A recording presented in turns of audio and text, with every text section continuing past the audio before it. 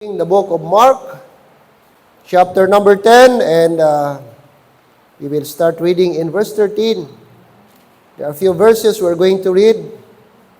13, 14, 15, verse 15, and until verse number 16. Verse 13, altogether, verse 13, chapter 10, book of Mark. Ready, go. And he brought young children to him that he should touch them. And his disciples rebuked those that brought them.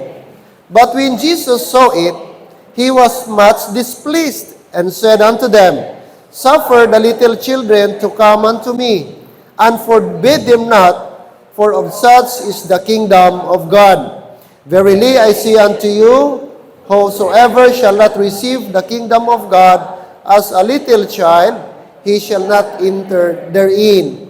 And he took them up in his arms, put his hands upon them, and blessed them. Amen. Father, we thank you sa opportunity na makabasa kami ng iyong salita. We thank you, Father, for this time we can listen, we can study your word. And Lord, I pray that you would be with us, give us a sound mind, receptive mind, teachable heart, Lord, na makinig ng iyong salita. And I hope and pray that this word would minister to your people. Be with us. I acknowledge, Lord, I'm helpless, I'm nothing, I have no wisdom. That's why I'm dependent upon thy power and leading. And may the Holy Spirit would work in our midst today. And Lord, be with us. And I promise anything, whatever praises, honor, and thanksgiving, Lord, should be given to you only and no one else. And this I pray in Christ's name. Amen and amen. Be seated. Thank you so much. Now, this is the first instance wherein our Lord Jesus Christ was displeased. What is word displeased? He was dismayed. He was upset. Okay, that's the word displeased. He was dismayed or upset, or I would say na parang na-offend ang ating Panginoon. And in this occasion, he was preaching the Word of God, and afterwards, ay may mga bata dito. At sabi dito, mga kapatid, in verse number 13, and they brought, probably this is the elders, maybe some of them are parents. Anong gidala nila? And they brought young children to him. Siguro may mga parents din na gusto nilang ipakilala sa kanilang anak si Jesus Christ. That's why dinala nila. Kasi yung mga bata, most likely, curious din sila about kay Jesus Christ. Alam mo, parang, di ba, napapansin niyo po, yung Pope ng Catholic, pag mag-parade yung Pope, pinaparada din ng mga parents ang kanilang anak kasi gusto din nila ang kanilang anak makikita kay Pope. At grabe yung proud nila pag ang kanilang anak ay maprihan, mabless ni Pope. Grabe yung emotion ng isang parents. Kasi ano siya ni Pope, nakarga siya ni Pope or whatever. Pero ito si Jesus Christ. So maybe yung mga tao, mga parents, narinig nila si Jesus Christ will come at meron siyang preaching doon, meron siyang healing doon na area. Excited din sila na dalhin ang kanilang mga anak. Pero nung dumating sila doon sa lugar, nadismaya yung mga tao, yung mga parents. Kasi po, nirebuke sila ng mga disciples. Ayaw ng mga disciples na ipalapit ang kanilang mga anak kay Jesus Christ. Look at verse number 13. Alright, chapter 10, verse 13. And they brought the young children to him that he should touch them. Na sana matouch ang mga bata, matouch ng ating Panginoong Hesus. But look what happened. And his disciples rebuked those that brought them. Hinarang sila ng mga disciples. Hoy, mga parents, huwag niyong gagawin yan. Stop niyo yan. Hindi pwede yan. Maybe ganun yung actuation ng mga disciples sa mga anak ng mga parents. Bawal po yan. Huwag niyong gawin yan. Bawal yan. I-stop niyo yan. Siguro yun yung nangyari dito. Girebuke ng mga disciples yung mga parents na gusto nilang ilapit ang kanilang mga anak. Pero nung napansin ni Jesus Christ, ang ginawa ng mga disciples sa mga bata, tingnan niyo po, anong nangyari? In verse number 14, but when Jesus saw it, na-notice ni Jesus Christ, Napansin ni Jesus Christ yung ginawa ng kanyang mga disciples. At sabi ng verse 14, but when Jesus saw it, he was much, what? Displeased. Take note the word, he was much displeased. Hindi lang po na-displeased siya, pero gi-emphasize doon yung word much. So hindi lang regular na na-displeased siya, talagang na-dismaya ang ating Panginoong Diyos. Talagang totally na-upset siya. Pag sinabi mong much is another level po yan. Much displeased. Hindi lang po sinabi ng Bible, he was displeased, but much displeased. Talagang totally na-upset ang ating Panginoon. Hindi niya in-expect na yun yung mangyari. Nag-rebuke ang mga bata. Are you listening? Christians, emphasize ko lang ito. Verse 14, and said unto them, suffer the little children to come unto me, and forbid them not. Take note the word. Forbid them not. Huwag nyo silang pigilan. Huwag nyo siyang harangan. Bakit po? For of such is the kingdom of God. So dito natin makita, mga kapatid, makinig kayo parents, na kung importante ang adult, importante din mga bata. Kung mahal ni Lord ang mga adults, mahal ni Lord ang mga bata. That's why wag nating i-disregard. Bata yan, di yan importante sa church. As bata pa yan, hindi natin dadalhin sa church. Mali po. Mali po mga kapatid. Kasi dito may verse sa Bible nagpapatunay na ang mga bata mahalaga din sa harap ng Panginoon. Minahal din sila ng Panginoong Diyos. Importante din sila para sa Panginoon. Kaya kung lula ka, dapat magkaroon ka ng desire dalhin ang apo mo. Kung magulang ka, dapat mag-desire ka dalhin ang mga anak mo sa simbahan. Kasi importante po sila. Mga kapatid, hindi po tunay na simbahan ang isang simbahan na walang concern sa mga bata. Ang tunay na simbahan may malasakit sa mga bata. Ang tunay na local church, mga kapatid, ay mayroong ministry sa mga bata. I don't believe sa isang simbahan na walang ministry sa mga bata. That is not a real church. Bakit? Because the real church has a concern, has a love for children. Because also Jesus Christ loves them. In fact, na-offend po siya mga kapatid. Kaya magulang ay challenge nyo. Kahit makukulit yung anak nyo, dalhin nyo sa church. Kahit makukulit yung apo ninyo, dalhin nyo sa church. Bakit? Pag sa bahay ba ninyo, tumino ba yung anak ninyo? Hindi. Lalong maging crooked yan kapatid. At least dito sa church, baturuan sila ng Christian song. At least dito sa church, baturuan sila ng memory verse. At least dito sa church, baturuan sila ng mga Bible stories sa Bible. Look at the gadget, anong tinuturo? Hello, are you listening? Grabe na ang bata ngayon sa mga gadget. Ang addiction, pwede nang di matulog. Halos late na matulog. Di na normal ang kain. Ang mata nasisira na. Kaya dito is opportunity mga kapatid, na dito sa church, at least, hindi man daily sila madala, at least by once a week na madala mong anak mo dito at apo, dito sa church. Kasi tinuturuan natin sila ng Bible, the Word of God. Kaya na-dismayed, na-offend, na-upset ang ating Panginoong Diyos. At sabi niya, huwag niyo silang pigilan. Huwag niyo silang pigilan for such of the kingdom of God.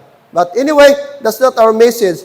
But there are two things, mga kapatid, na ma-displease ang ating Panginoong Diyos. There are two things na ma-displease ang ating Panginoong Diyos, mga kapatid. Numbers chapter 11, verse 1. Let's go. Another instance here in Old Testament account na kung saan nakadisplease sa ating Panginoon. I challenge you, parents, bring your children with you every Sunday. Bring your grandchildren with you every Sunday. Hello, amen? Bring them to the Lord. Teach them, let's nurture them, let's train them for the Lord. Chapter number 11, book of Numbers. Chapter number 11, book of Numbers. Look at verse 1. And when the people complained, notice the word, and when the people complained, it displeased the Lord. And the Lord heard it, and his anger was kindled. And the fire of the Lord burnt among them, and consumed them that were on the uttermost parts of the camp.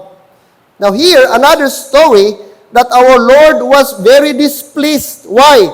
Because these people, they murmured. Look at verse number 6. What was their concern? What was their concern? Look at verse number 5. Verse number 5. We remember the fish which we did eat in Egypt freely, the cucumbers and the melons and the leeks and the onions and the garlic. But now our soul is dried away. There is nothing at all beside this manna before our eyes. So what was this people? What is their complaint? What was their concern? They complain and they murmur about God's provision. Amen? About God's provision. Okay? What? Many of our complaint focus not on what we don't have, but on what we do have, and find uninteresting whether church work, food, or house. Ito mga taong ito, naglilikramo sila, Brad, sapagkat sabi nila, wala na ba iba kami pwedeng kainin? Kundi puro na lang mana in the morning, mana in the noon, mana in the evening. At nagmurmur sila, gi-question nila yung provision ng Panginoon Diyos. Mas mabuti pa sa Egypt, nakakakain pa kami ng fish, meron pang garlic doon, meron pang onions doon, meron pang lemon doon.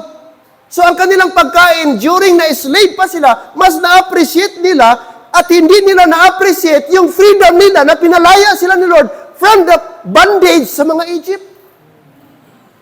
Hello? Ang kanilang concern, mga kapatid, is more on physical. I-question nila ang provision ng Panginoong Diyos. Na in fact, mga kapatid, napakaganda ang mana. Hindi mo na lulutuin, kunin mo na lang yun. At sabi ng next verse, para po siyang coriander, para siyang wafer. And don't you know, during that time, ang Panginoong Diyos nagpapadala, morning after morning, kukunin na lang nila, pupulutin nila, tapos kakainin na nila. Don't you know na ang mana is angel's food? Pagkain po yan ng angel, pero pinadala para sa mga Israelite. Pero tingnan yung attitude ng tao. Alam mo, ang tao wala talagang pagkakontento. Amen? Binigyan na ng pagkain, never man lang nagpasalamat. Binigyan ng Panginoon provision, di na sila magluluto. Kukunin na lang nila. Di na sila nagtrabaho. Di na sila mag-harvest. Unlike sa atin, magtanim ka ng palay. It takes ilang months bago mag-harvest. Pag-harvest, gapasin mo pa. I-treasure mo pa. Di mo pa yan makain. Ipa-dry mo pa. Tapos, pag na-rice mill na, may halo pa yung bato, i-ano mo pa, isaing mo pa bago magkain. Samantala sila, kukunin na lang at diretso na kain. Pero tingnan yung mga taong ito, they murmur and complain. Listen, church, God is displeased when we complain and murmur. Dili malipay ang Diyos sa mga taong pirmigareklamo. Sige sang complain, mga kapatid, God will be displeased. Learn to be happy. Learn to be grateful. Ano mang binigay at di-provide ng Panginoon. Because that is from the Lord.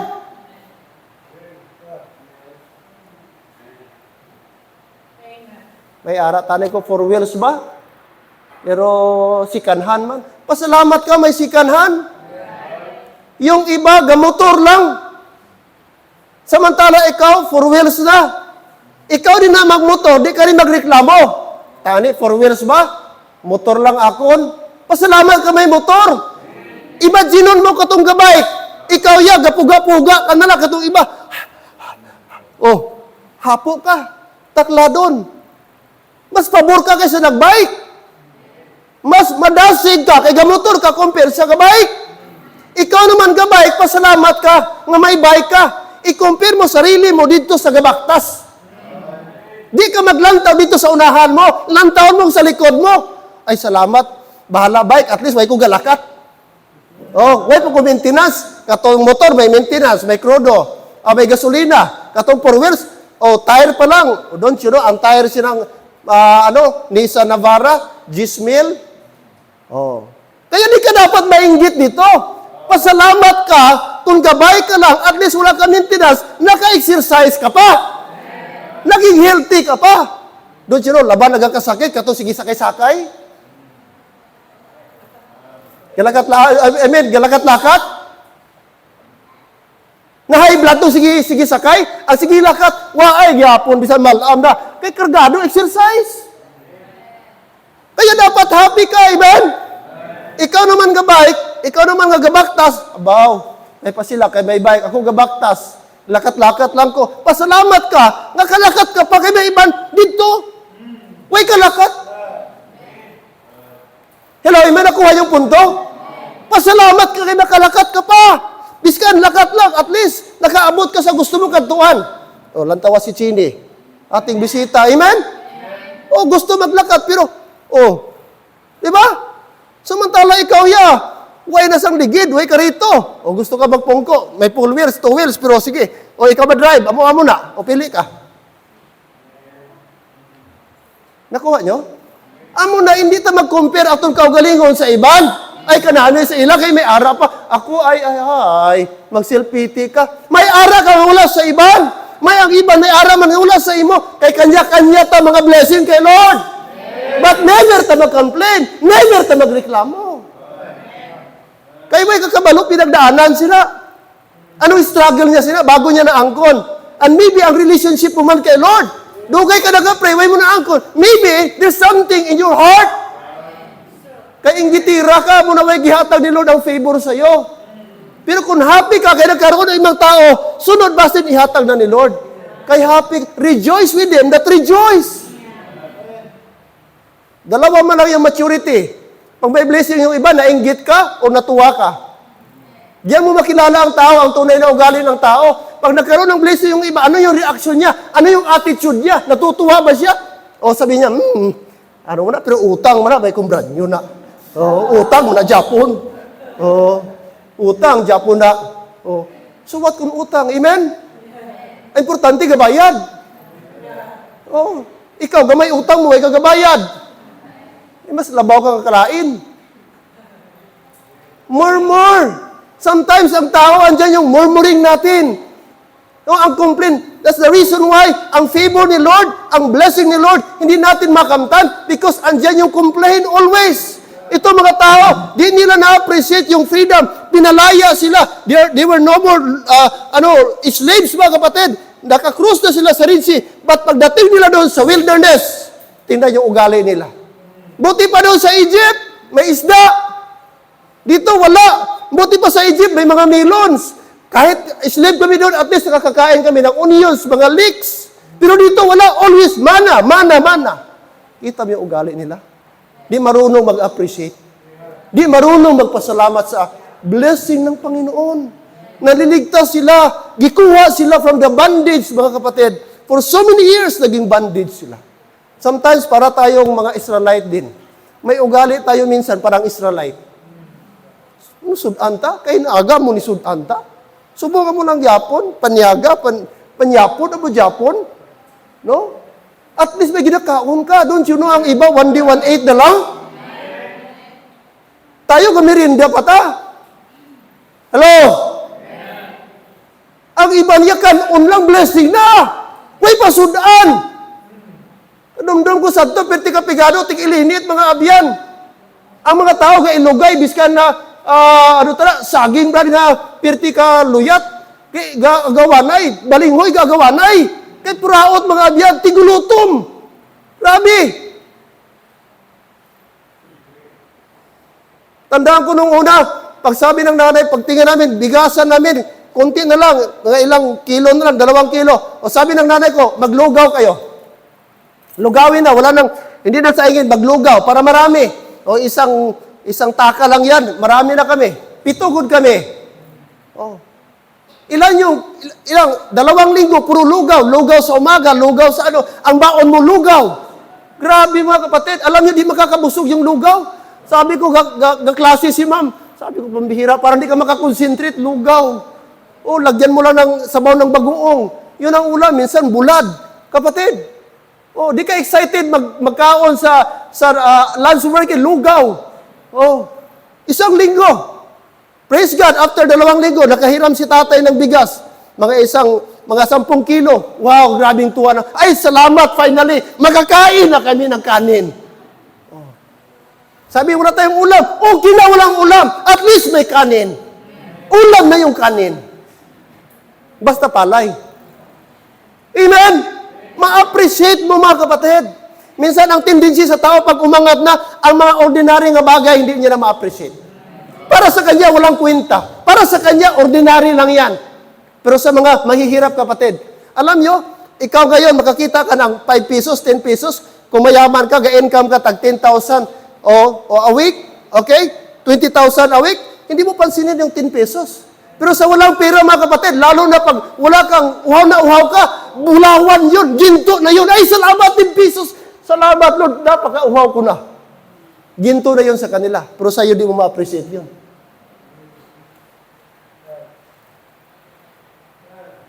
Hello? Murmuring and complain. Sige takumod, sige reklamo. Ulan naman! Ulan naman! Oh, untat ulan. Inito naman. Sige, init naman. Perti ka yapo o perti ka ano. Way ka intindi Ginoo sa ato. E reklamador ta. Biskan ano, himuon sa Ginoo, paulanon, reklamo. Painiton, reklamo yapon. Sige, Ginoo, way ko ka intindi. Di ko makadto sa inyo man. Perti ka reklamador sa inyo. May kakabalo nag-ulan, kaya mo mga mangunguma, gaampo, gapangamuyo ng pag-ulan. Blessing sa ila, ikaw ya, negative ka.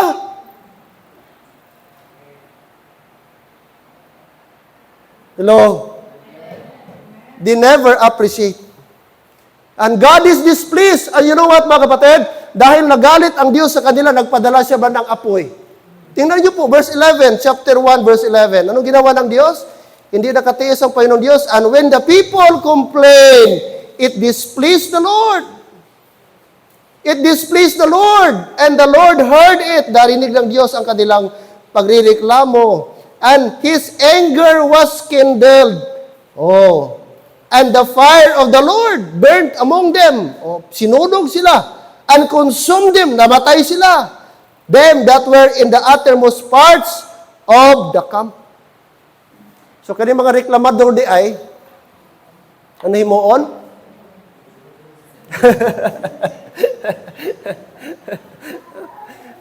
Tingnan, basahin yung Bible ba? Anong gigawa ni Lord sa mga reklamador? Oh?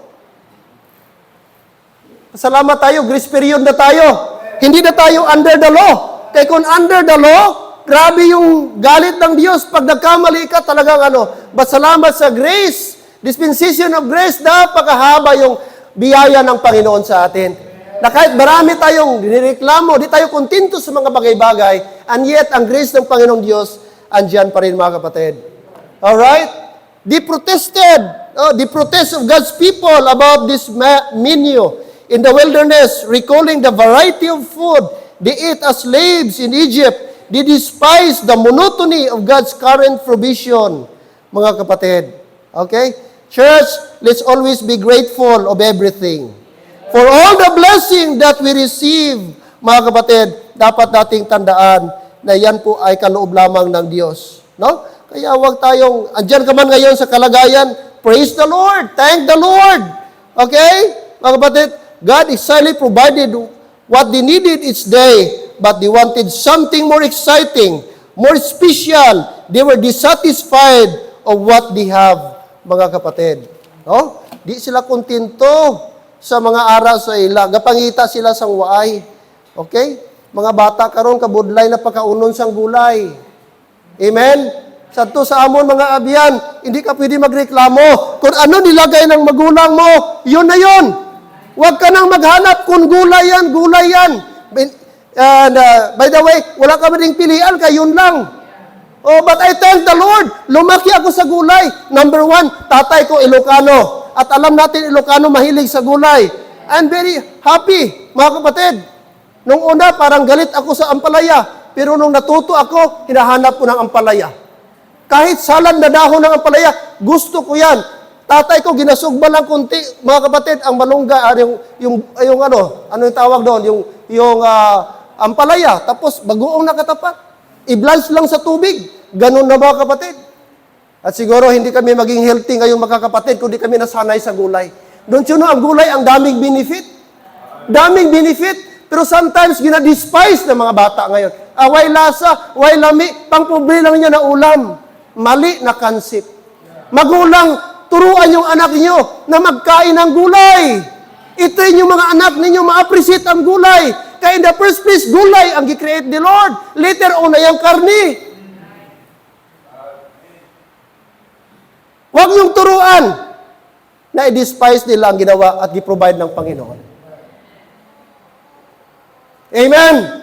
Don't despise what God provided, mga kapatid, para po sa atin. Okay? God will be displeased. Okay?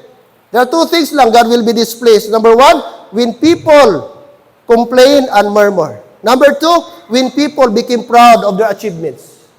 Not only the Lord will be displeased, kung tayo daw sige complain at murmur. Pangalawa, when people became proud of their achievements. Kung tayo daw ay maging, ano na ba kapatid? Arrogante na, mapagbataas na sa anumang bagay na abot natin sa buhay. God will be displeased.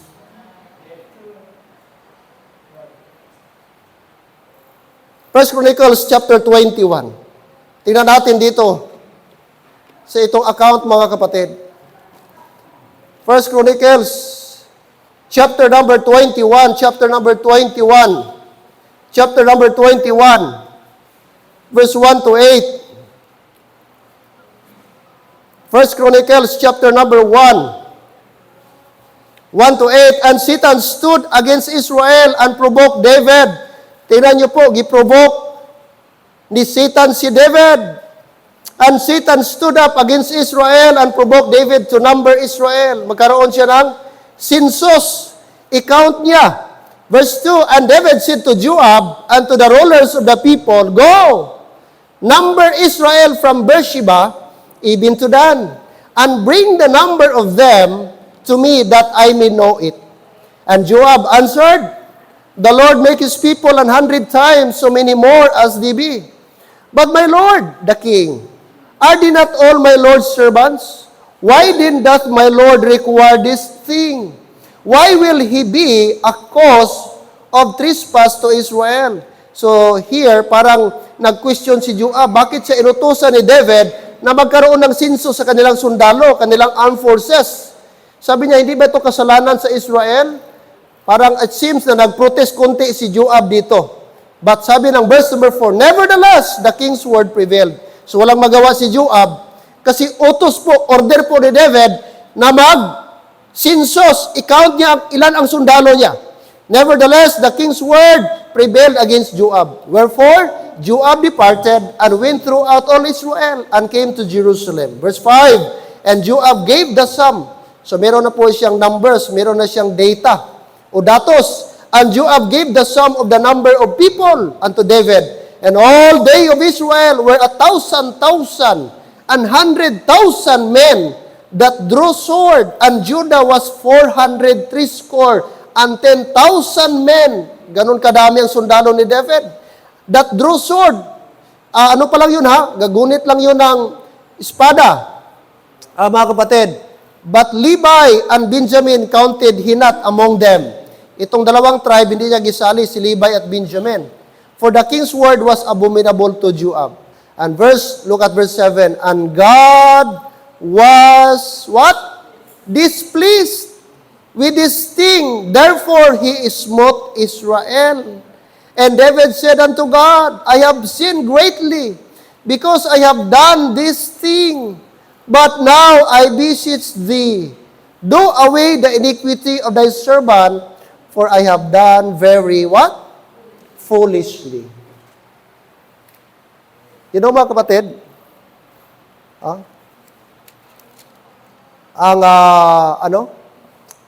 ang army sa Judah ni David, sa Judah lang mga kapatid, 34,000 sa Judah. Sa Hebron, 740,000. Kasi dalawa ang kanyang control dito, Judah at Hebron. Sa Judah, 34,000 ang kanyang standing army. Sa Hebron, 780,000. So imagine mo, close to 1 million ang kanyang standing army, mga kapatid, this time. Hundred and thousands, and countless. Ilan ang PNP natin? PNP personnel, nationwide. As of now, mayroon tayong 137,000 na pulis. Mga kapatid, pulis. 137,000. Luzon, Visayas, Mindanao, nationwide. Ilan ang ating armed forces that compose Navy, Marine, and Army? Ilan yan? Mayroon tayong 230,000 standing. Tatlo po yan na unit, Navy, Marine, actually ang Marine at Navy, isa lang yan. Okay, Marine, kasama yung naval natin, and then Army. So malayo pa rin compare sa kay David. Pero dito mga kapatid, are you listening? Hindi natuwa ang Panginoong Diyos. Kasi gusto ipamukha ni David na ako, superior ako, marami akong army, walang country na pwede makakagalaw sa akin. And this is my accomplishment. This is my kingdom. So gusto niyang ipakita, i-display na si David, somebody siya. Before kayo magbabalak sa lakayan ako, tingnan niyo muna ilan ang army ko. Yun ang message na gustong iparating ni David sa mga tao. Kaya gusto niyang malaman ang data, census ng kanyang mga army. And no wonder, marami nga siyang mga army. But you know what? Hindi natuwa ang Panginoong Diyos. Hindi natuwa ang Panginoon sa ginawa po ni David. Kasi na-laser ang kanyang tiwala sa Panginoong Diyos the moment magkaroon ng maraming army si David. Ang tendency niya mga kapatid, sa sarili na siya magtiwala, sa sarili niya mag-rely instead sa Panginoon. The reason is that ang Panginoon mga kapatid, ayaw niya tayo kapatid na mag-rely sa ating achievements. The moment na tayo po sa ating achievements in life, listen church, maging proud tayo sa ating achievements, that's the start of our downfall. Praise the Lord, give bless ka. Kung may business ka, give bless ka. Glory to God. Sa hanap buhay mo, give bless ka ng Panginoong Diyos. Glory to God. Kung sa school mo, give bless ka, naging honor ka. Glory to God. But never ka maging proud. Amen? Because God, He is a proud person.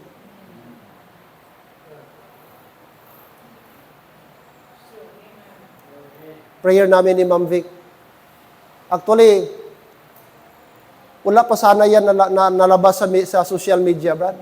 It so happen, nag-visit si Pastor Kusari. Tapos sabi niya, before kami mag-alis, Pastor Leonard, pwede prihan namin yung sasakyan. Akala ko prayer lang, gano'n. O parang gididikit naman. Tapos ito si Pastor Kusari, parang mahilig ito mag-vlog-vlog. Agoy, gipos man. Oh, ayaw ko pa sana. Kasi gusto ko una madidikit sa church. Oh, agoy dito naman. Tapos gitag pagid ko.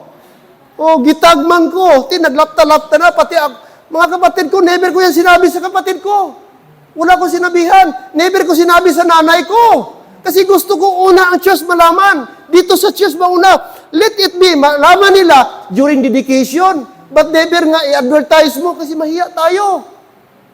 That is for me a way of bragging. Mga kapatid. Pero wala nang magawa. Andiyan si Pastor Kusari. Sabi ko, wala. Anyway, sige, ganun na lang. Para prayer ko kay Lord, sana maging humble tayo. Di tayo maghambog. Humble. Favor lang yan ng Panginoong Diyos. Maraming mga pastor hindi nakapasa. Pag-apply, anong trabaho mo?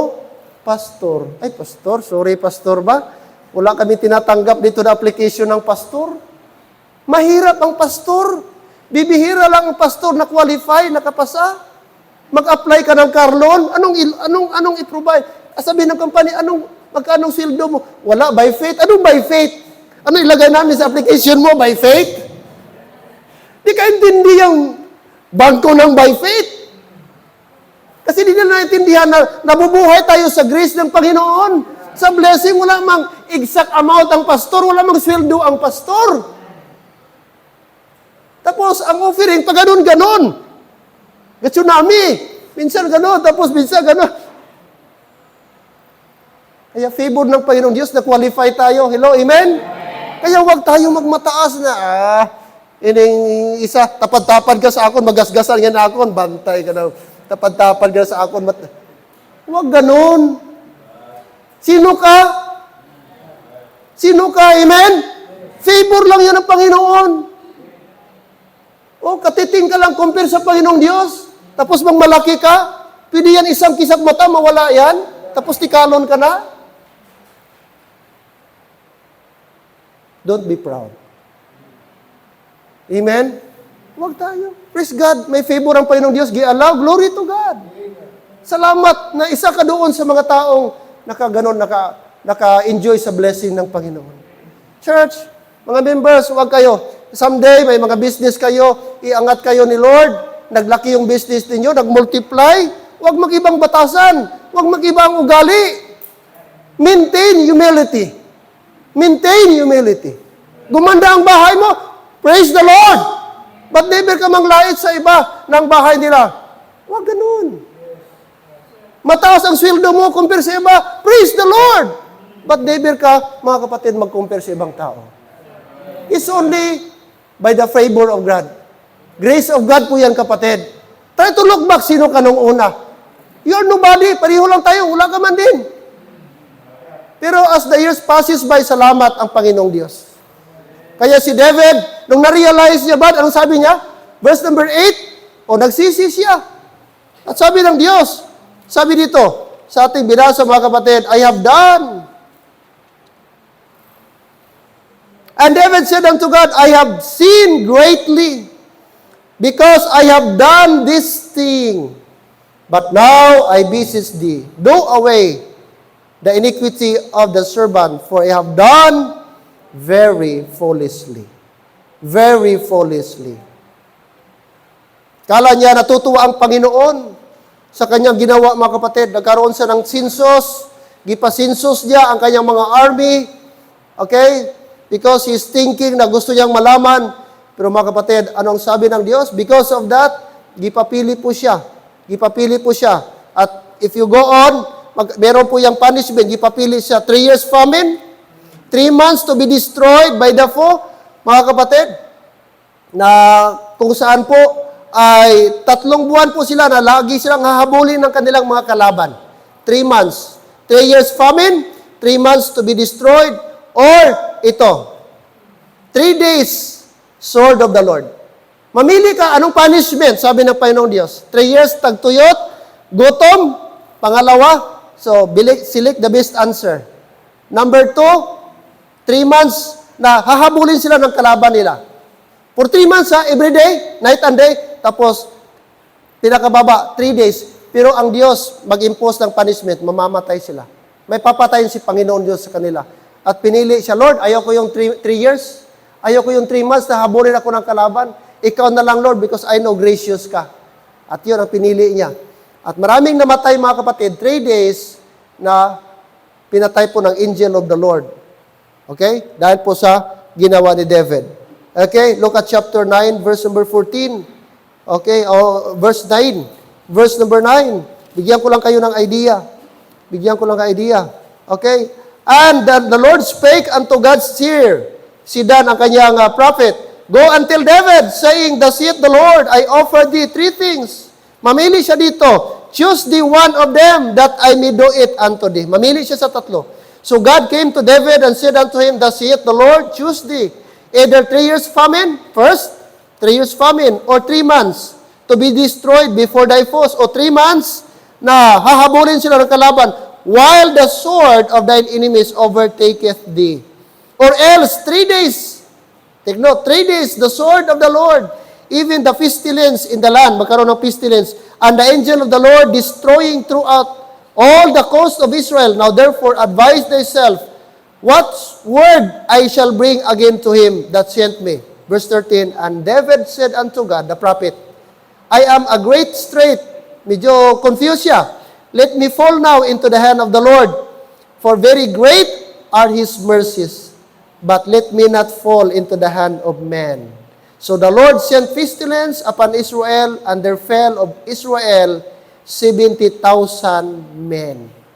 So mas pinili ni David yung 3 days na magkaroon ng pestilence kasi alam niya ang Panginoon merciful. So the Lord, verse 14, sent pestilence upon Israel, and there fell of Israel 70,000 men. So on that day lang, 70,000 ang patay. And God sent an angel unto Jerusalem to destroy it. And as he was destroying the Lord, beheld, and he repented him of the evil, and said to the angel that destroyed it, it is enough! Stay now, thine hand. And the angel of the Lord stood by the threshing floor, or Ornan the Jebusite. And David lifted up his eyes, and saw the angel of the Lord stand between the earth and the heaven, having drawn sword in his hand, stretched out over Jerusalem. Then David and the elders of Israel, who were clothed in sackcloth, fell upon their faces. So tingnan nyo, grabe ba? May sword ang angel between Israel. At nakita ng Diyos, tama na! At sabi ng angel, nag-stop na siya. Nag-stop na siya pagpatay. Mga kapatid, and this is the moment, nag-offer siya ng burnt offering, si David kay Ornan. So, my point, balik tayo doon mga kapatid, is when people became proud of their achievements. Sana maging lesson na wag tayo kasi di matutuwa si Lord. Before I close, mga kapatid, are you still there? Question this morning, what pleases God? Two things that displease God. Anong number one ba? When people murmur and complain. That's number one. Number two, when people became proud of their achievements. Okay, two things lang. But this morning, let's balance what pleases God. Kung may nakadisplease sa Panginoong Diyos, I believe may mga bagay din na ma-please ang Panginoon. Matutuwa, manulugod ang Diyos. Number one, when we do good. What pleases God? Number one, when we do good. When we do good. Hebrews 13. Hebrews 13, please. Hebrews 13. Turn your Bible to book of Hebrews chapter number 13. Amen. Praise God. All right? Hebrews 13. Hebrews chapter number 13. Look at verse number 13. Chapter 13. Look at verse number 15 and 16. All right? 15 and 16. Shall we read, please, all together? Ready, go. But him, therefore, let us offer the sacrifice of praise to God continually. That is the fruit of our lips, giving thanks to his name. But to do good and to communicate, forget not, for with such sacrifices, God will what? Please. Amen.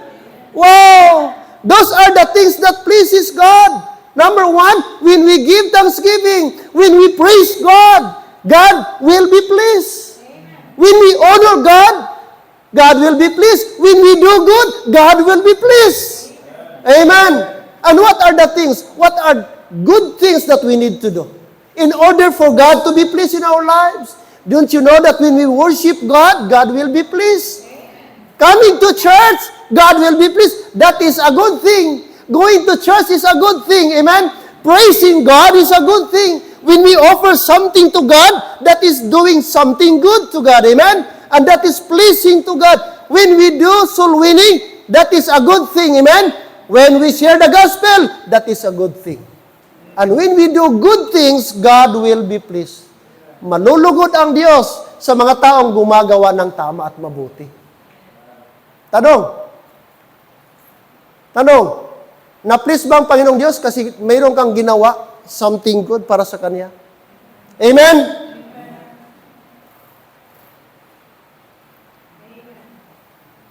Praising God. Sabi ng Hebrews, let us continually. Take note the word continually. By Him, therefore, let us offer the sacrifice of praise to God. Continually. It is the fruit of our lips and giving thanks to His name. Hindi pala dapat mag-complain lagi sa ating bibig. Instead, dapat tayong maging grateful. But to do good and to communicate, what is communicate? That is giving. Communicate, forget not, huwag yung kalimutan. For such sacrifices, God will please. Tanong, gusto mong ma-please si Lord sa life mo? Amen? I want the Lord to please in my life, don't you? Yes, mga kapatid. Gusto natin, then do something for God. I don't care ma-please ko ako yung wife. I don't care ma-please ko ibang tao. My only concern is to please God. As Christians, our main business, our main concern is to please God. Alam niyo, pag matutuwa at malulugod si Lord sa buhay natin, kapatid, hindi mahirap ang blessing.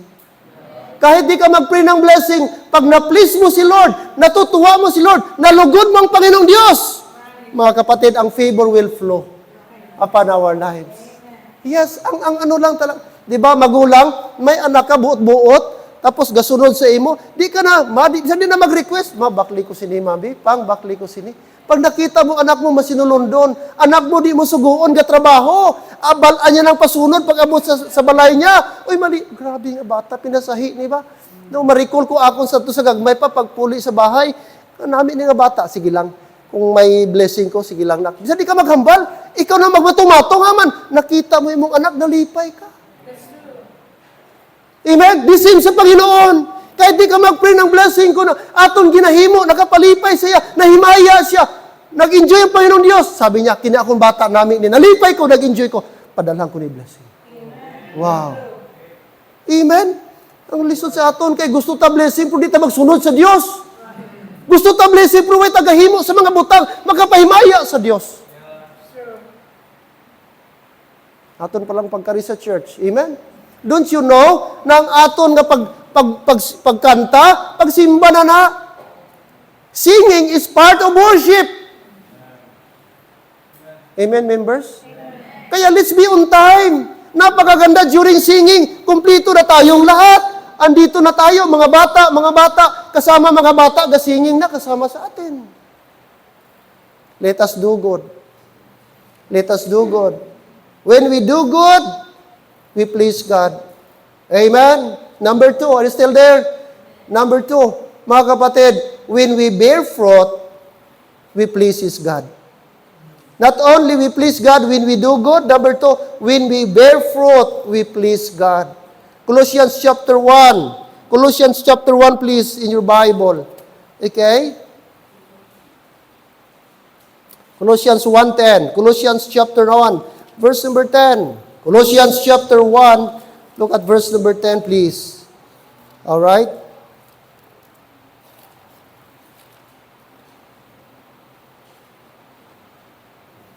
Colossians 1:10. Colossians 1:10, verse number 10, that he might walk worthy of the Lord, unto all, what? Pleasing, being fruitful in every good work, and increasing in the knowledge of God. Take note the word, pleasing. How can we please God? First, when we walk worthy of the Lord. Take note that one, when we walk worthy of the Lord. Number 2, by being fruitful in every good work. When we are fruitful, God will be pleased, my dear friend. Not only that, when we increase in knowledge of God, God will be pleased also. So God's desire that every believer should be fruitful. Amen? When you bear fruit by leading someone to Christ, there is much pleasure in heaven. Gusto ng Diyos magkaroon tayo ng bunga. Opo, kapatid. Alam niyo po, ang opposite ay totoo din po. Mark chapter 11. Mark chapter 11. Bilisan ko lang po ito. Mark chapter 11. Look at chapter 11, verse 11. Chapter 11, verse number 11. Mark 11:11. Okay, sandali lang. Alright? Please scan your Bible. Okay, there's an account dito. Ang ating Panginoong Diyos, together with His disciples, one day, they came to a certain place. Look at verse 11. And Jesus entered into Jerusalem and into the temple, and when He had looked around about upon all things, and now the eventide was, okay, yes, eventide. Okay, sana. Okay, verse number 12. Verse number 12. And on the morrow, when they were come from Bethany, he was hungry. Okay, are you following? Mark chapter 11, look at verse 12. So pumunta sila sa Bethany. At this time, nagutom po ating Panginoon. Verse 13. Verse 13. And seeing a fig tree afar off, so itong fig tree, hindi masyadong mataas, parang bayabas lang ito. Mataas kunti. And seeing a fig tree afar off, having leaves, he came, lumapit siya doon sa fig tree, if haply, baka, sabi niya, if haply he might find something or find anything thereon. And when he came to it, he found nothing but leaves, for the time of figs was not yet. Verse 14, and Jesus answered and said unto it, No man eat fruit of thee hereafter forever. And his disciples heard it. So ating makita dito, according sa ating binasa, na ating Panginoong Diyos, nung nagutom siya, naghanap siya something na makain mula sa fig tree, but sadly, wala po siya nakita kahit isang bunga. At because of this, gicurse po niya, mga kapatid, ang tanim, at kung titingnan niyo po, na-withered po ito. The following day, na-withered po itong fig tree. What my point is that, ang ating Panginoon naghahanap ng bunga. Hindi siya nag-enjoy na maraming dahon. Although maraming dahon, hindi siya nag-enjoy na growing ang isang fig tree. Subalit nung naghanap siya ng bunga, something and hoping na meron siyang makain doon sa fig tree, but to his dismay, mga kapatid, wala siya nakita kahit isa. And therefore he said, mula ngayon, wala ng tao na kahit isang tao na pwedeng kumain sa bunga ng kahoy na ito. So ibig sabihin, mga kapatid, giano niya yung punong kahoy ng fig tree. My point is, the same way sa ating Christian life, dapat magkaroon tayo ng bunga. Na matutuwa ang Panginoong Diyos, ma-please ang Panginoon sa atin. Sa ating buhay, magkaroon tayo ng fruit of our Christian life. Hello Christians, amen? Because that is one thing na maka-please sa ating Panginoong Diyos. God is dismayed, God is disheartened sa mga tao, kapatid, na wala pong bunga sa Christian life. Tanong ngayong umaga, sinong meron ngayon? Sino ngayon ang somebody nandito dahil ikaw ang ginamit ng Panginoon? Meron ka na bang ma-pinpoint sa iyong kamay na praise the Lord, ako ang nagsulwin nito. Praise the Lord, nabaptize ito, ginamit ako ni Lord. Praise God, ako ang nakadala dito sa church. Praise God, ako ang nakadisciple. Meron ba? Amen, Christians? Brad, kung wala pa, start right now. Parents ka, may anak ka, dalhin mo.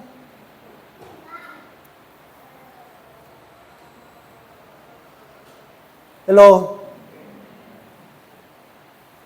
1997, galing ako Tagbilaran City, Bohol. Nagbakasyon ako sa amin sa Bukidnon.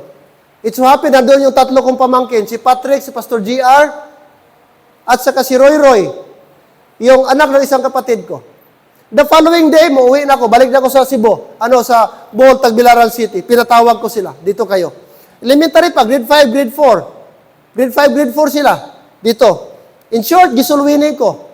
Sinabihan ko, mamili kayo, dalawa lang puntahan ng tao. Langit, imperno, diin ka. Eternidad, eternidad.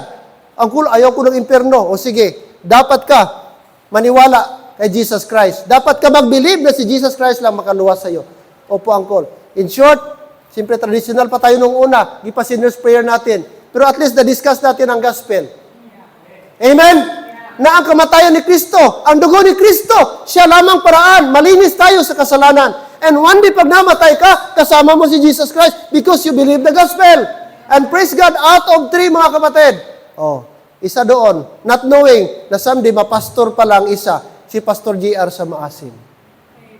Pamangkin ko, sabi ko, baka pag sakay ko sa barko, pabalik sa Bohol, baka malunod ako. Hindi ko nasulwining aking pamangkin. Sa Bohol, sa Bible School, required kami magsulwining. Samantala, pamangkin ko, wala akong gisulwining. Hello, amen? Napaka-hypocrite ko, gasulwining ako, di ko kilalang tao. Gatong, ayaw, Sir, gospel tracts, pakibasa. Ay, hindi kay Katoliko kami, sige lang, sir. Gapamilit pa ta. Gasir ta sa gospel. Loved ones mo, di mo i-share. Amen? Kapatid, let's share the gospel. Hello? God will be pleased. Testimony yan ni Pastor Gia, kahit saan siya.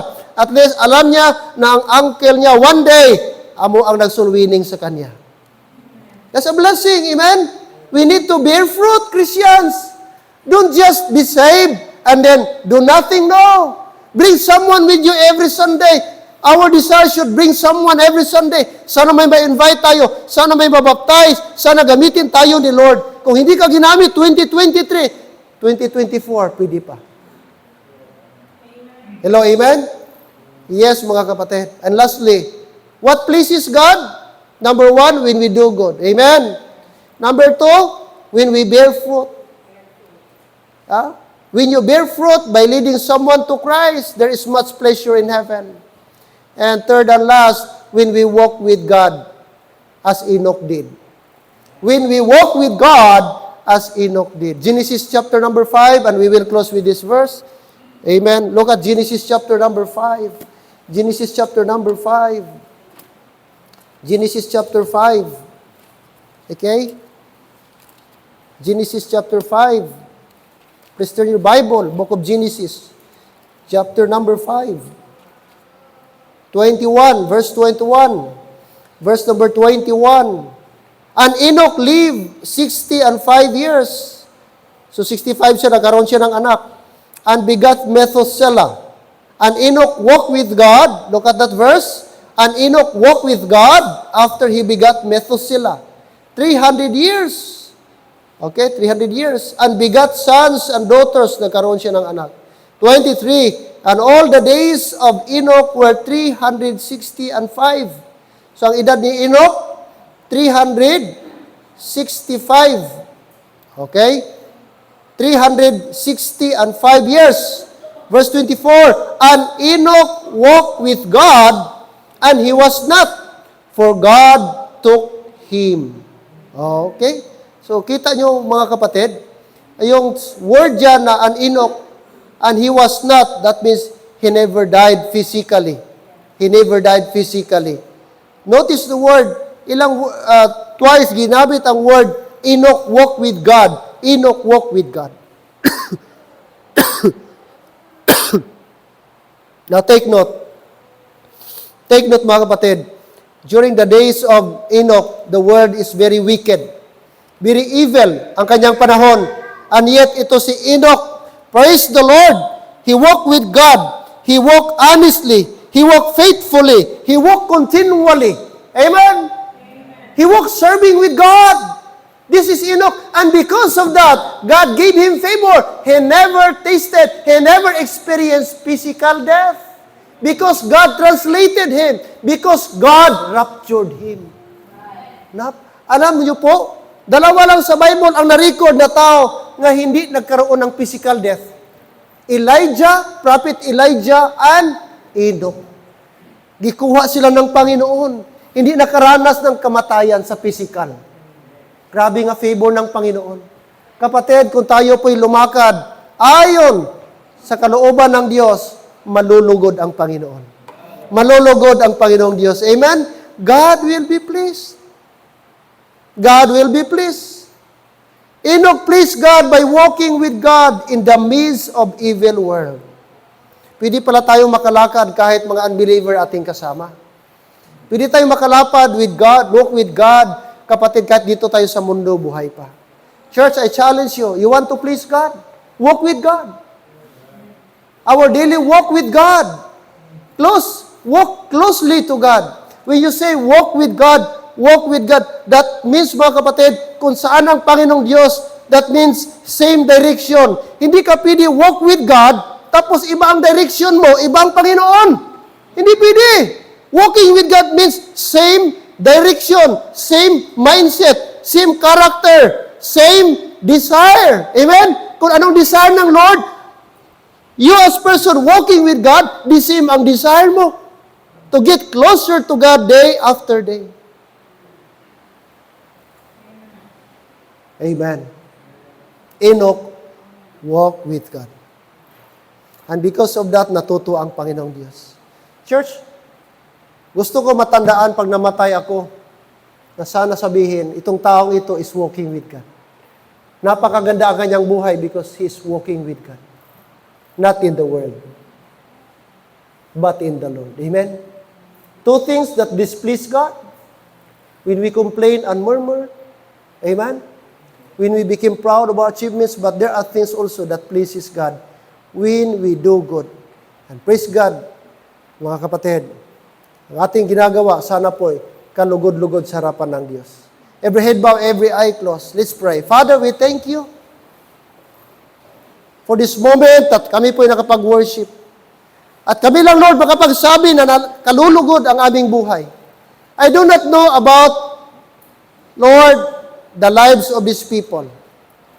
Hindi ko sila nasusundan, but Lord, I pray na sana po ang aming buhay hindi lamang pleasing during Sunday.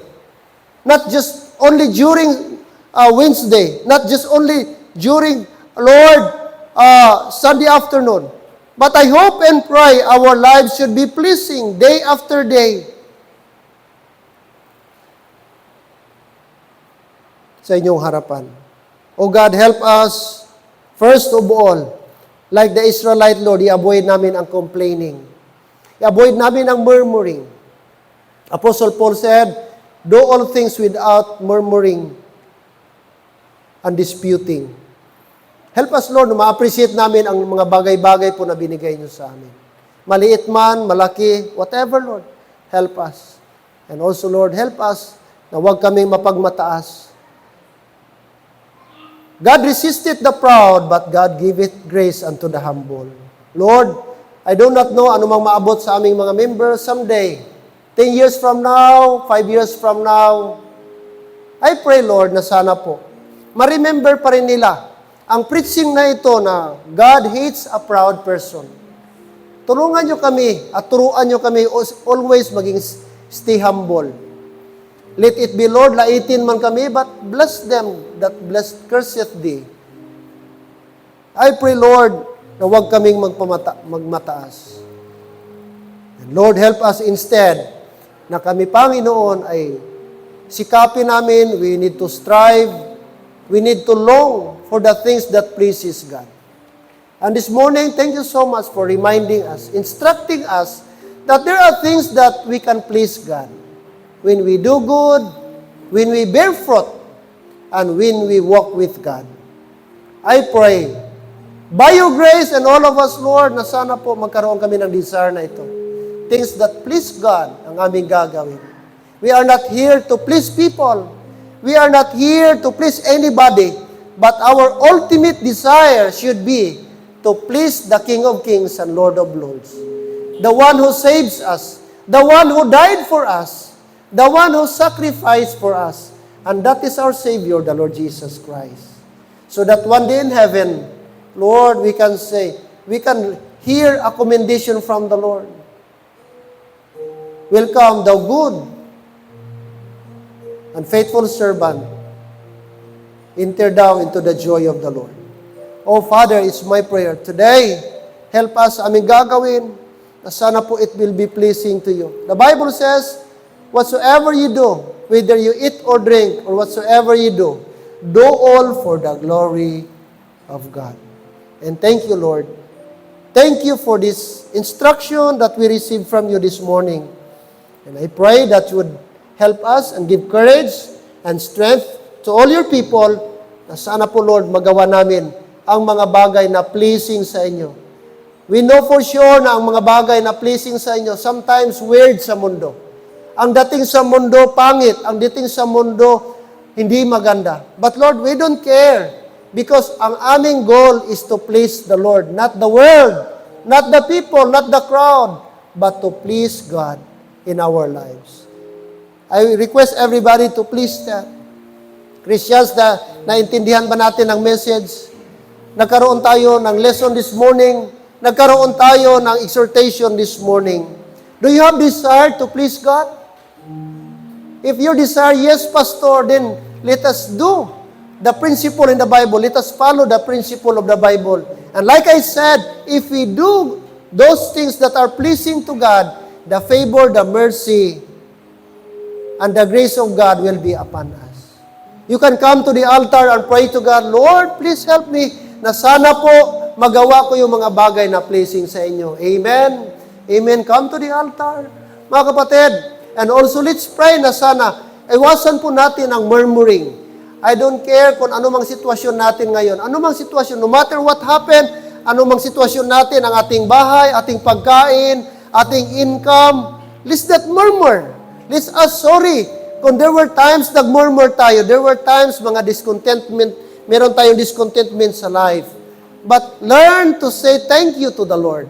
Learn to say, Lord, salamat kahit wala akong ganitong blessing. But first of all, meron akong spiritual blessing from you. Amen? Come to the altar, Christian. This is the opportunity na tayo makapagpasalamat kay Lord. Amen?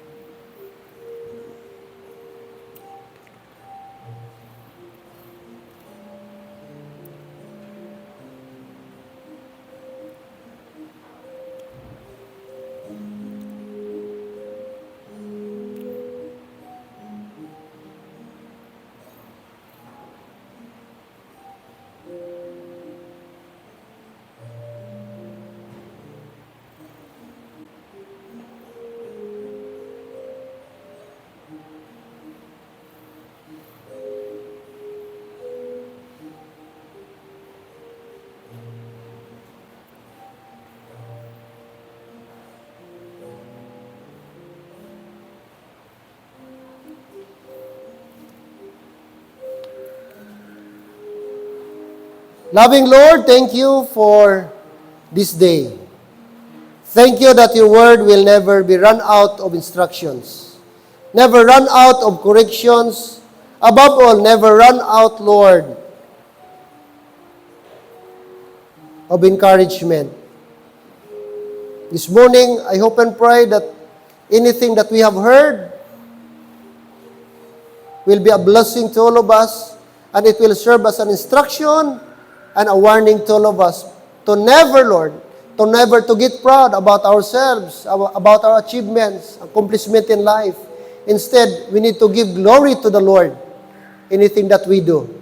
And also, we never, Lord, we will stop murmuring and complaining about anything, like the Israelite people did.